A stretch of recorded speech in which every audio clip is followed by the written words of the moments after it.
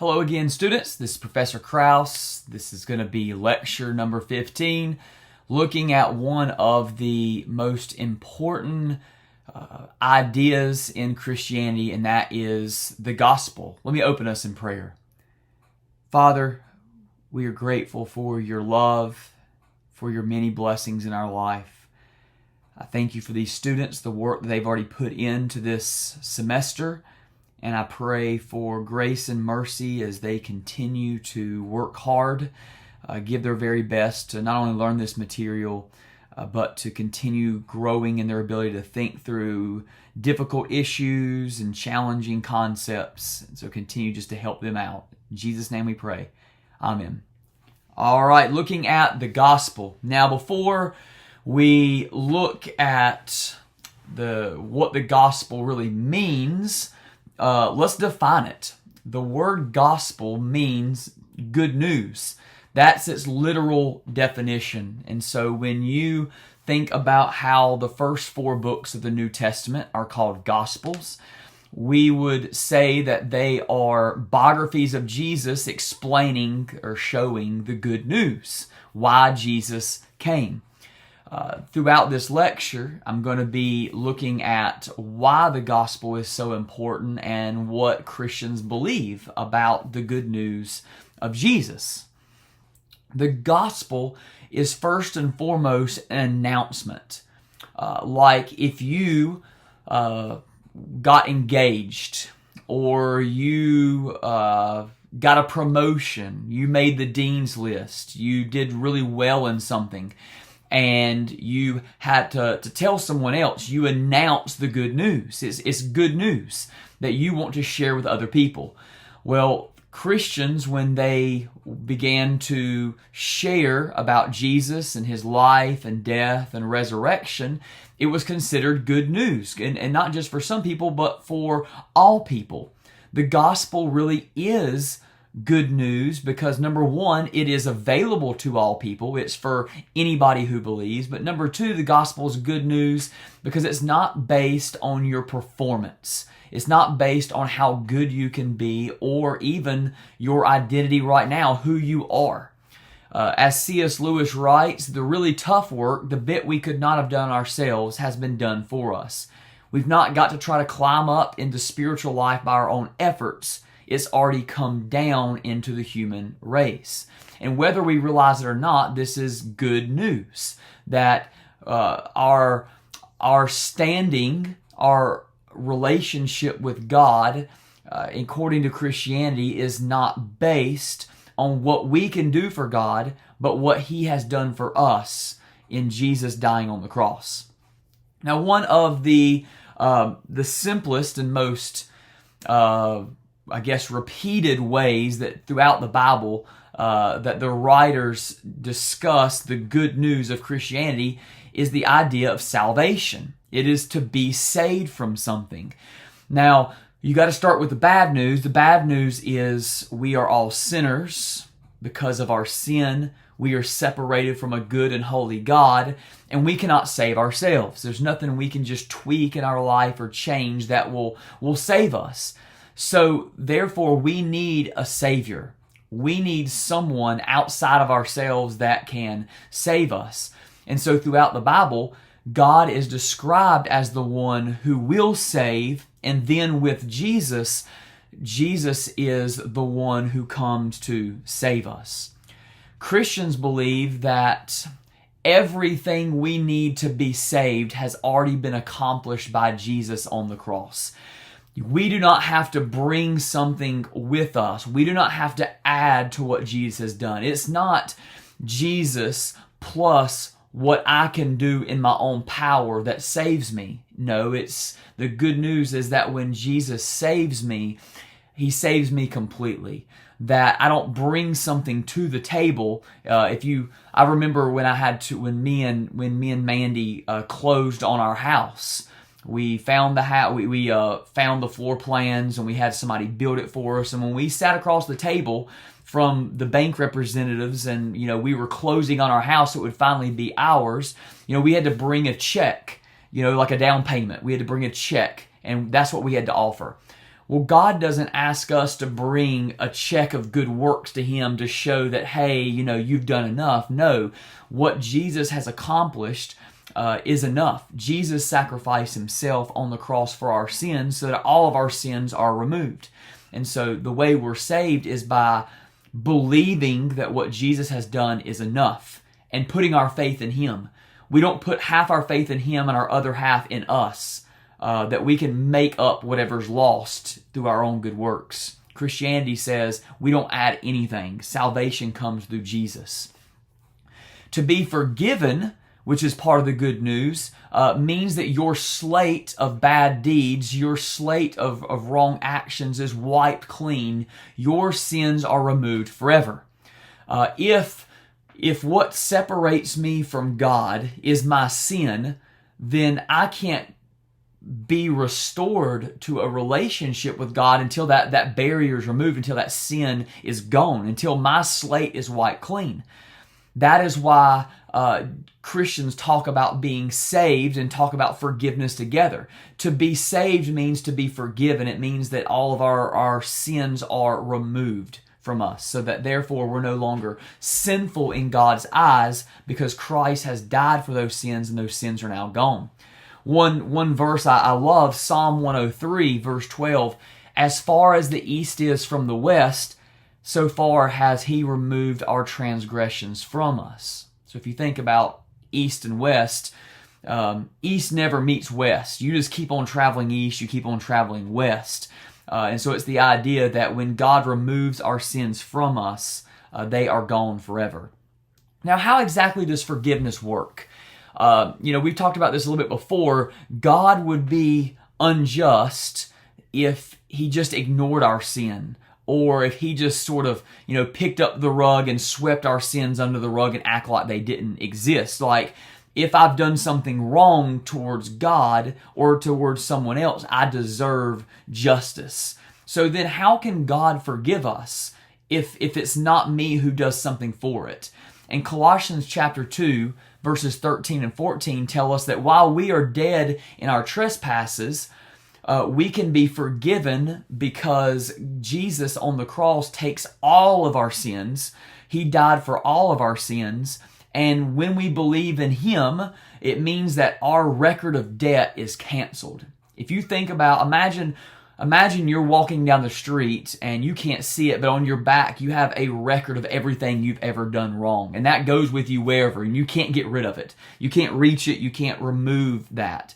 But when you say, I want to be forgiven of all my sins, what happens is because Jesus has died for your sins, that record of debt is gone. Paul even uses the language in Colossians 2 that God sets aside that record. That record is seen as taken care of because it's been nailed to the cross.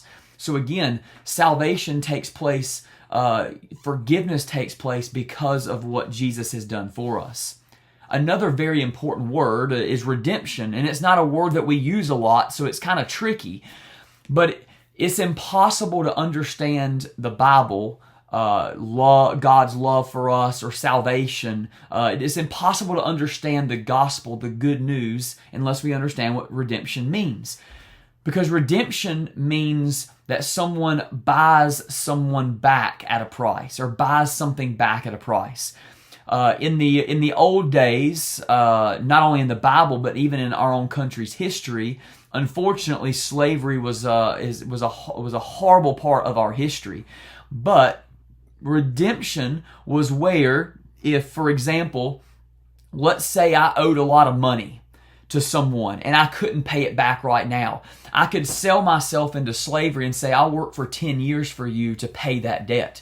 But if my brother had a lot of money, he could redeem me by paying a price. He would pay my redemption price, and then I would be set free. So in redemption, the Bible talks about how sinners, everybody, all of us, are slaves to sin and death, meaning we can't get out ourselves. We sin because we are sort of slaves to that. We die because we are slaves to death.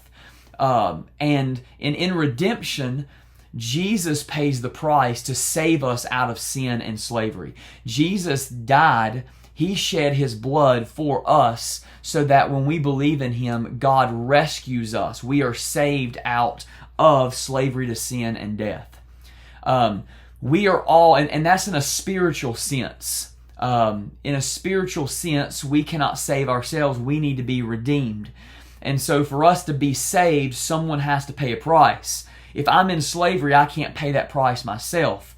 But as Paul says in Ephesians 1:7, in Jesus we have redemption through His blood, the forgiveness of our trespasses. And so redemption is a way of understanding the gospel.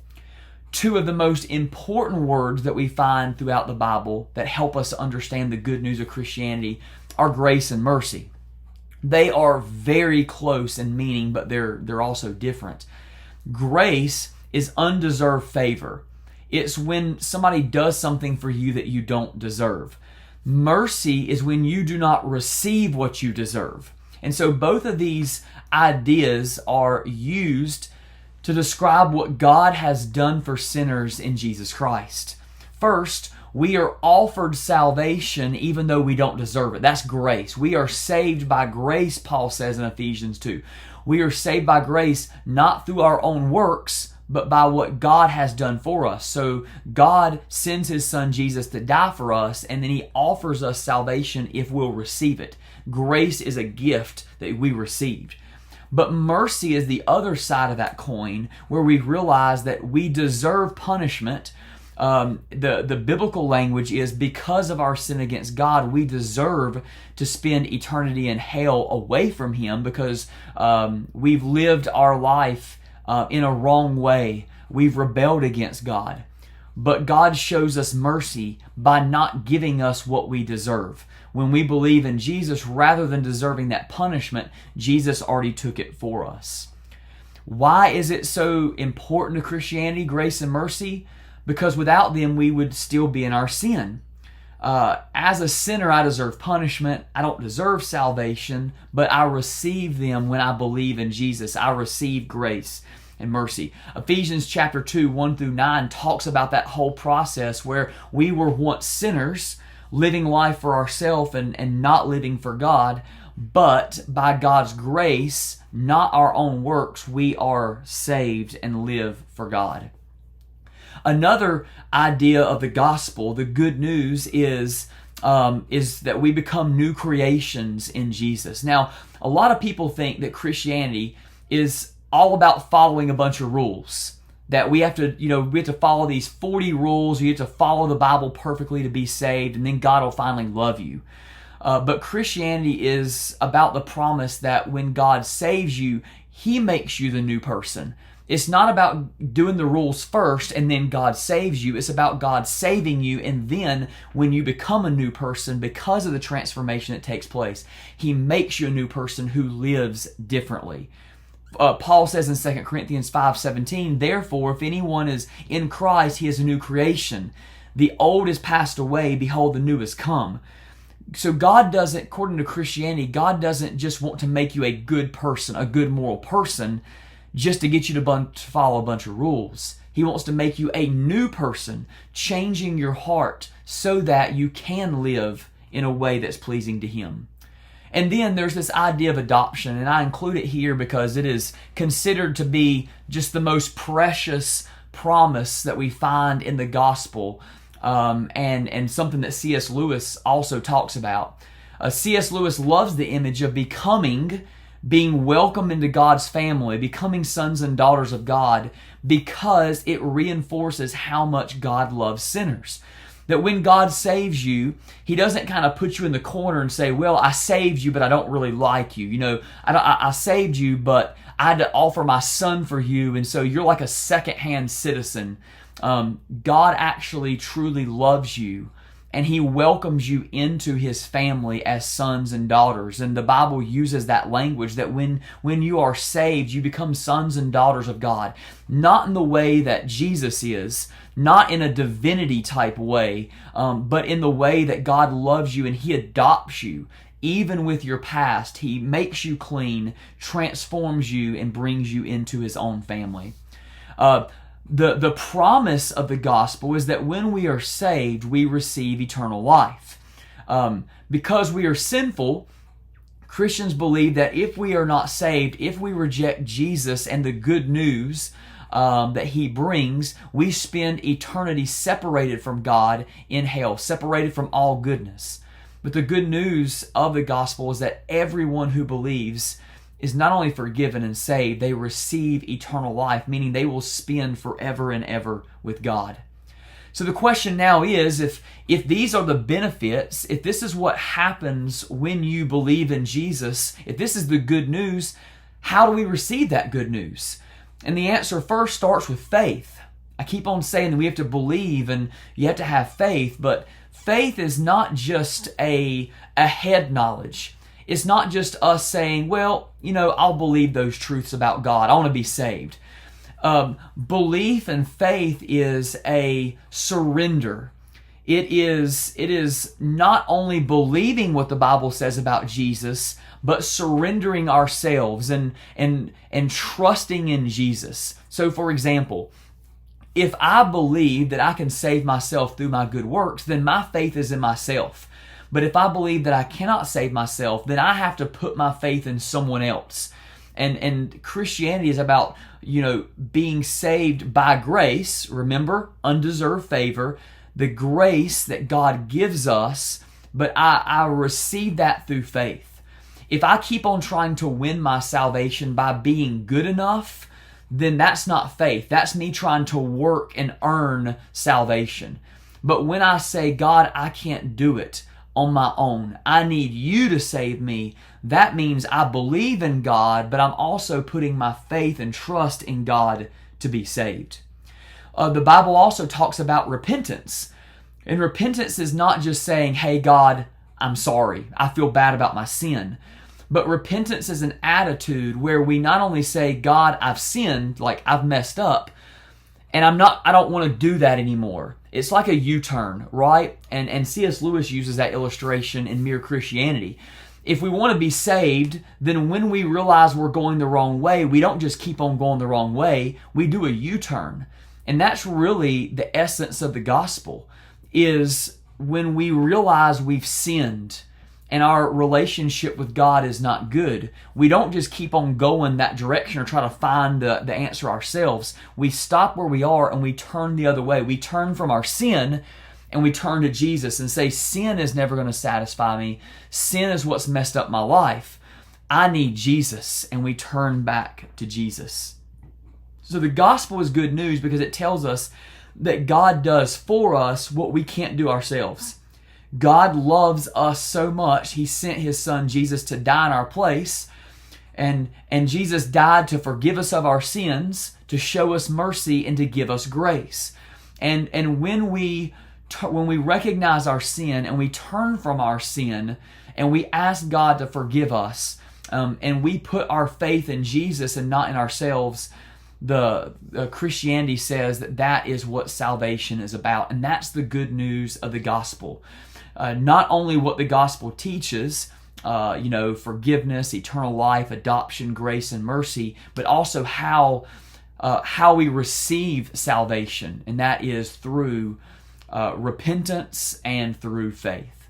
So thank you for tuning in to this lecture on the gospel. The good news is what that word means. I hope that it was informative and helpful.